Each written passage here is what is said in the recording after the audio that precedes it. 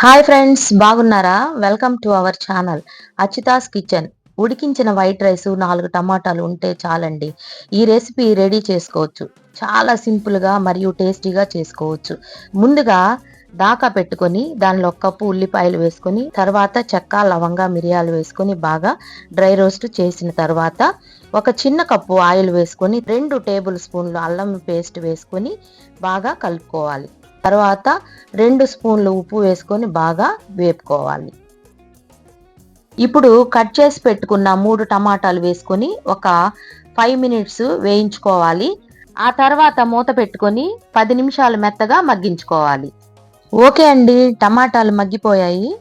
ఇప్పుడు ఒక tea spoon పసుపు వేసుకున్న తర్వాత 2 టేబుల్ స్పూన్లు కారం వేసుకొని, 1 టేబుల్ స్పూను ధనియాల పొడి వేసుకొని బాగా కలుపుకొని మరలా మూత పెట్టుకొని 5 నిమిషాలు ఉడికించుకోవాలి.